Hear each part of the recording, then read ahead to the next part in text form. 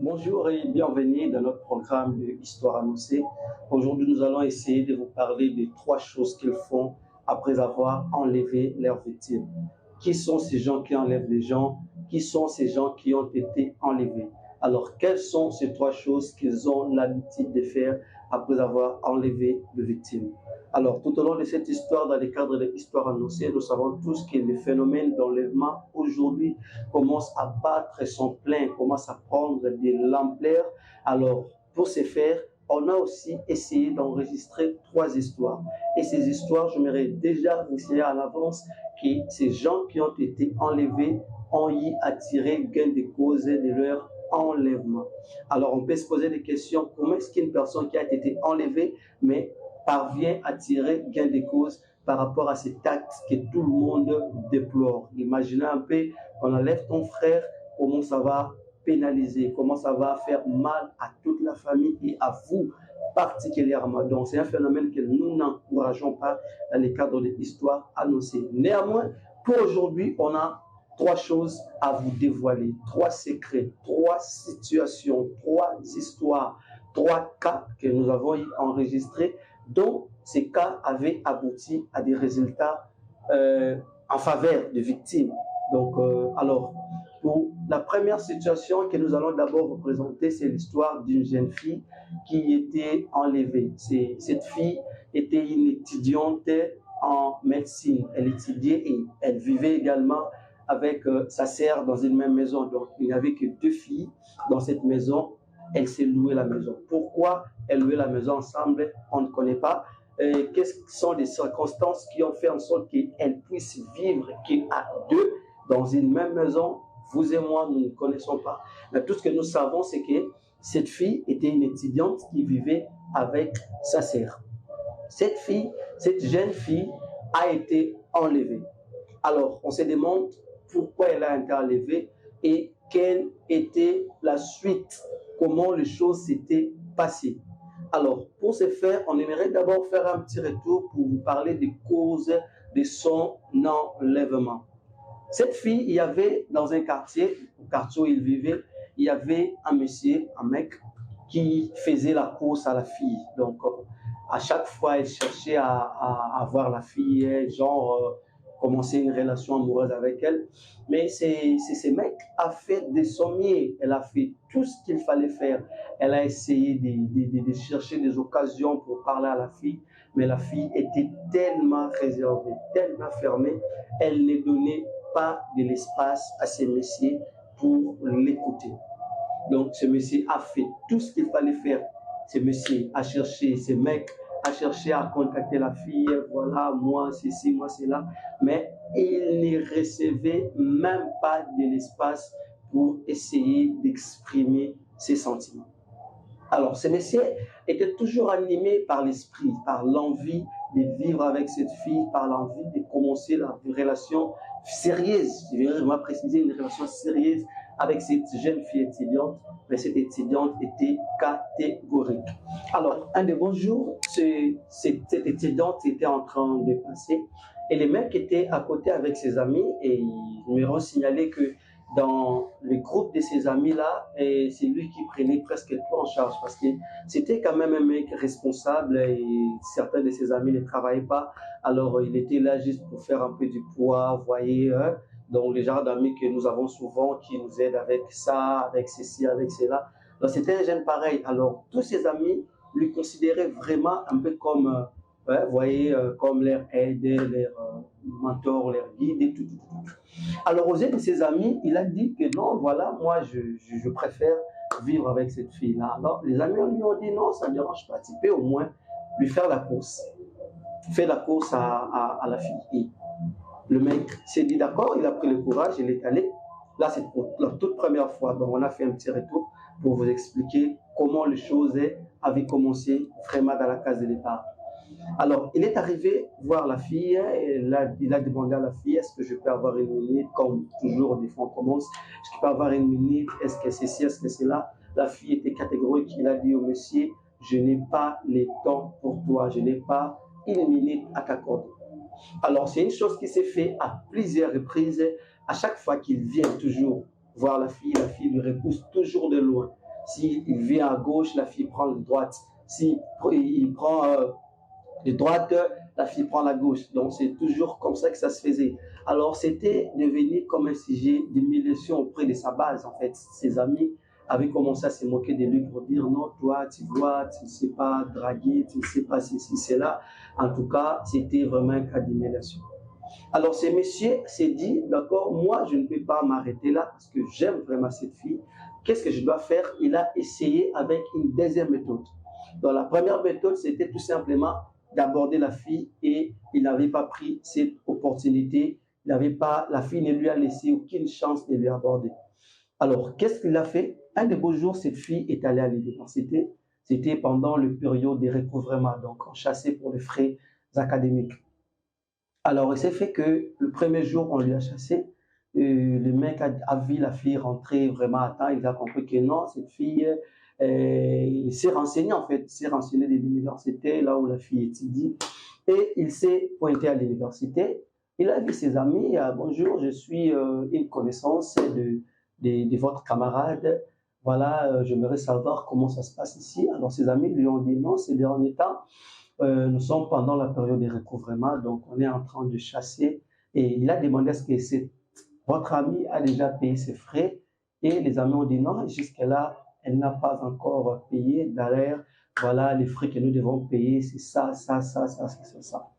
Ce mec s'est permis de prendre les renseignements, tous les renseignements possibles de cette jeune étudiante.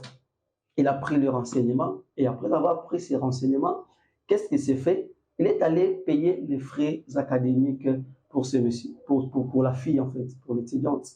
Il a payé ses frais académiques, il est allé au niveau de l'appareil oral, il a payé tous les frais possibles, les enrôlements, il a payé les frais des TP, les frais des interros, tout ce qu'il faut payer comme frais, ce mec a payé à la fille, mais ne lui a rien dit. Il a juste parlé, partagé ça avec ses amis. Alors, le jour suivant, quand la fille est allée à l'université, il y avait cours, alors elle s'attendait qu'on puisse lui chasser. Mais curieusement, quand on a chassé tous les étudiants, curieusement, elle n'était pas chassée. On ne lui avait pas chassé. Alors, elle s'est étonnée, comment est-ce qu'on ne m'a pas chassé? Peut-être c'est juste c'est une erreur, peut-être qu'ils ont oublié. Bon, que je profite au moins de cette chance, de cette opportunité, vu qu'on ne m'a pas chassé, que je puisse au moins suivre les cours calmement, ça ne me dérange pas, surtout que nous sommes en période à peu près, tout près de période de la session. Alors, les jours suivants, elle vient encore à l'université, on chasse tout le monde, mais on ne la touche pas. Alors bon, peut-être que l'université a fait l'erreur, bon, ça ne dérange pas, on va voir comment faire. Elle se cherche un peu l'argent pour les enrôlements, elle part au niveau de la caisse pour payer les frais d'enrôlement pour les examens. On lui dit non, tu avais déjà payé. Alors, elle s'est rendue directement à la direction pour aller vérifier, elle s'est rendue compte que et les frais académiques et les frais d'enrôlement, tous les frais ont été payés. Alors, il y avait aussi un professeur qui avait donné un TP qu'on devrait remettre après moyennant quelque chose. Et ce monsieur avait aussi déjà payé même les frais de TP. Quand la fille est allée remettre les TP avec l'argent, le professeur lui a dit, mais tu avais déjà payé. Alors, elle s'est rendue inquiète pour chercher à savoir quand est-ce que j'ai payé tous ces frais. Ça, c'est un miracle ou quoi? Alors, elle a partagé l'histoire avec ses amis. Ses amis lui ont dit, non, il y avait un monsieur qui était venu au nom de telle personne, et il avait tout payé pour toi, elle s'était renseignée, tout. Au lieu que la fille soit heureuse, elle s'est énervée grave. Comment est-ce que ce monsieur qui me dérange dans la rue, je ne lui laisse jamais la chance de me parler, peut se permettre de venir payer mes frais? Elle est rentrée, elle s'est fâchée gravement au monsieur. Comment tu as pu essayer de faire ça dans mes études? Le monsieur lui a dit non, j'essaie de faire ceci, tu vois. Elle était tellement catégorique et a interdit à ces messieurs pour dire que je n'ai pas besoin de ton aide. Donc, garde ton aide pour toi, pour ta famille. Moi, je n'ai pas besoin de ton aide. Je ne t'ai pas demandé toutes ces choses. N'ose plus jamais le faire pour moi. Ça, c'était la deuxième chance que ce monsieur avait essayé, ce mec avait essayé pour chercher à conquérir le cœur de l'étudiante, de la jeune fille. Alors, qu'est-ce qui s'est passé? Pour la troisième fois, il s'est dit, d'accord, bon, j'ai essayé de lui parler en face, elle a refusé. J'ai essayé de payer les frais pour elle, elle a refusé. Alors, je dois aller dans leur université avec un bouquet de fleurs pour essayer de lui parler en plein air, peut-être aux yeux de ses amis, elle pourra m'accepter. Le monsieur est également allé, une fois arrivé à l'université avec son bouquet de fleurs, il essaie de parler à la fille s'est encore fâchée, elle a crié sur lui, elle a dit de n'importe quoi sur lui et ce monsieur était humilié. Tout le monde s'est mis à rire. Alors, juste une parenthèse, essaie un peu d'imaginer la honte que ce mec peut avoir au milieu des étudiantes à l'université. Tout le monde se met à rire. Mettez-vous un peu à la place de ce monsieur. Comment est-ce qu'il peut sentir? Si c'était toi à la place, comment tu allais sentir? Tu amènes un bouquet de fleurs à une fille, à une fille, et cette fille te dit de ne plus jamais oser l'approcher. Imagine un peu comment est-ce que ce mec était tellement humilié. C'est vrai, comme si on lui avait jeté de l'eau aux vêtements. Mais il n'avait pas de choix, il devait rentrer quand même à la maison, donc c'est normal. Et en rentrant, il est allé voir la sœur de cette fille-là, de l'étudiante. Elle est allée, elle a dit à la sœur, non, tu vois, moi j'ai une petite sœur, ceci, cela, essaie un peu de lui parler, voilà, ceci, voilà, cela. Il a expliqué tout et la sœur a dit, non, moi je suis au courant de ce que tu fais comme effort, mais moi je ne comprends pas pourquoi est-ce que ma sœur n'arrive toujours pas à vous accorder la chance. Est-ce qu'elle est occupée? Non, elle n'est pas occupée, jusque-là, elle n'a pas eu des hommes dans sa vie, donc elle est toujours comme ça, elle est vraiment trop réservée en elle-même, et même moi ça sert, voilà, ceci, j'aime même qu'elle puisse trouver quelqu'un pour qu'elle puisse s'ouvrir, elle est compliquée, elle est fermée, ceci, c'est là, ceci, c'est là. Alors d'accord, quand le mec est rentré, il a exposé aussi les cas à ses amis, ils ont dit d'accord, montons un plan qui pourra faire en sorte que moi je puisse parler à la fille. Quel est ce plan qu'ils avaient monté? Ils ont fait,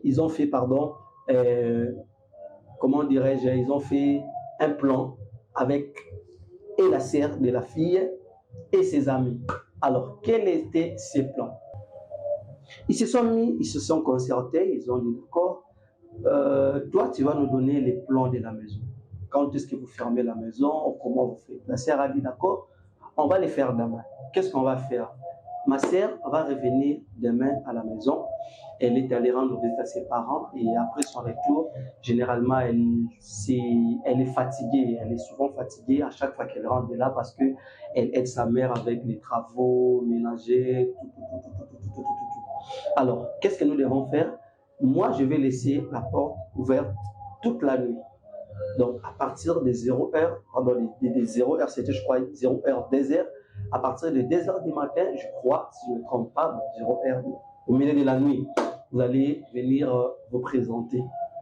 Alors, le monsieur aussi a fait un plan avec ses amis, d'accord? Vous voyez, vous allez trouver des masques, aller dans leur maison pour essayer de faire comme si vous étiez des brigands, des voyous, tout. Donc, c'était vraiment un plan qu'ils avaient bien monté. Alors, qu'est-ce qui s'est passé? Ce monsieur s'est mis d'accord avec ses amis. Il s'est mis d'accord avec ses amis.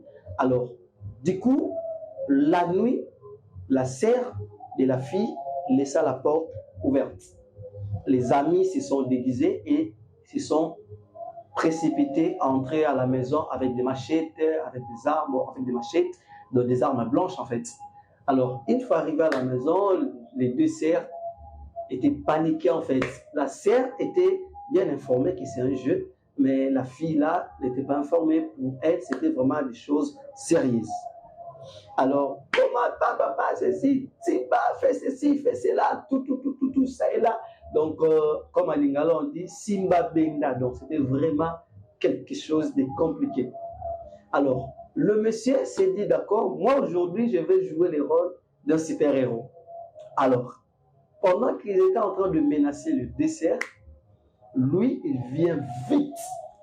Il entre dans la maison pour commencer à chercher à repousser les brigands, les présumés, les soi-disant brigands. il s'est mis à repousser ses amis-là. Non, ne peut pas ici. Comme un super-héros pour chercher, essayer de combattre ses amis, les assassins en fait. Il a juste fait semblant, et du coup, ils l'ont blessé avec des machettes en fait. Ils l'ont blessé avec des machettes, il est tombé, et puis ils ont pris la jeune fille, ils sont partis avec elle. Alors, le monsieur resta avec la sœur. Alors, quand ils sont partis, ils ont trouvé un chantier, ils ont installé aussi la fille là pendant 2 jours sans pourtant lui laisser le temps de se communiquer. Elle était là vraiment assise, bloquée, donc kidnappée, enlevée. Elle était enlevée par ses amis là et lui ont gardé quelque part. Le monsieur qui était là, il s'est dit d'accord, bon, quelle est la suite de notre plan? Il est allé voir les policiers. Il faut arriver auprès des policiers. Il a expliqué aux policiers, non, vous voyez, la situation c'est ceci, c'est là. Il y a une jeune fille que je cherche à draguer, ceci, c'est là. Mais voilà les jeux qu'on a fait. Alors, tout ce que j'ai besoin, c'est tout simplement de prendre le temps de lui parler. Voilà, votre enveloppe est là. Vous voyez, donc, c'est la vie. On va juste faire semblant d'aller le libérer. Et moi, je serai là en tête. Tous les policiers se sont dit, ah d'accord, c'est pas un problème, que c'est un jeu et que ça sert. Et là, ça sert à attester. Alors, on doit maintenant partir, essayer de libérer cette fille. Ils ont donné toutes les preuves possibles, même les enregistrements, comment ils faisaient leur complot. Ils ont tout fait et ont présenté à la police. Et les policiers ont dit, d'accord, c'est un jeu, c'est quelque chose d'amour. On ne sait pas trop nous opposer à cela. Et surtout que les gens qui l'ont pris ne sont pas des criminels. Ce sont juste des amis. Donc, c'est un jeu avec sa sœur. On peut jouer avec vous ensemble. Alors, qu'est-ce qui s'est fait? Ils sont allés maintenant pour faire comme s'ils étaient allés libérer la fille. Ils ont fait l'assaut directement parce qu'ils savaient, c'est un plan, ils savaient tout. Une fois arrivés là-bas, ils ont sauté sur les criminels, entre guillemets. Donc, souvent, les criminels sont des amis. Ils ont sauté sur les criminels et ont libéré la fille. Et ils ont fait semblant d'arrêter ses amis et la fille a été émerveillée. Il s'est dit, waouh, en tout cas, merci pour les efforts que tu as fait. Je t'avais vu venir le soir, on t'a même blessé pour essayer de nous défendre. Et voilà, ici, on m'a kidnappé, tu es venu, tu as trouvé des solutions pour moi. En tout cas, je ne sais pas comment te remercier. Et ils se sont serrés comme ça. Non, merci. La femme s'est jetée auprès du mec en train de pleurer. Et directement, le mec a eu l'opportunité de parler à la fille. Donc, après l'enlèvement, ce mec a eu l'opportunité de parler à cette fille. Il lui a dit, non, tu vois, moi, ceci. Il a essayé de glisser quelques paroles d'amour. Et cette femme était d'accord avec le mec. Et jusqu'aujourd'hui, ils ont eu à donner naissance. Donc, il avait épousé la femme. Et après avoir épousé, ils ont présentement un enfant. Alors, il y a une chose que nous devons savoir, que cette vérité, ce scénario-là, jusqu'aujourd'hui, n'a pas été encore dévoilé. Alors nous, on se pose la question de savoir, le jour où cette femme se rendra compte que ce monsieur avait joué d'elle, quelle sera la réaction de cette femme? Ça, c'est la question que nous, on se pose. Si vous étiez à la place de cette personne, quelle allait être votre réaction? Alors, laissez-nous cela dans les commentaires. C'est ici que nous bouclons notre première situation. Il y a 3 histoires, comme on avait dit.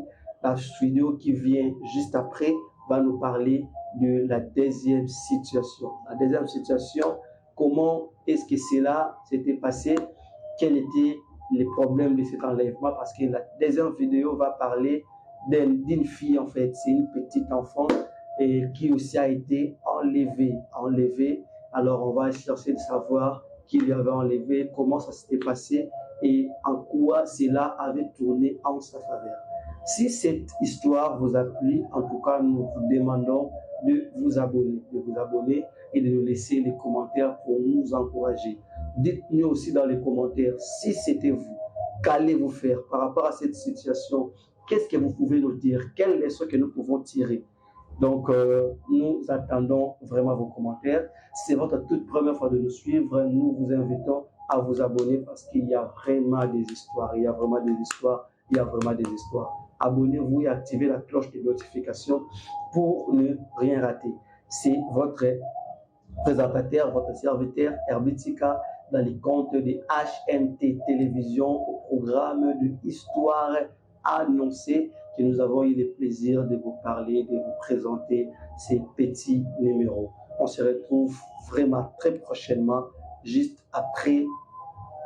Donc, on se retrouve juste prochainement, en fait. On se retrouve prochainement pour une nouvelle vidéo pour la suite de cette série de 3 choses. Merci, nous vous aimons beaucoup. Bye.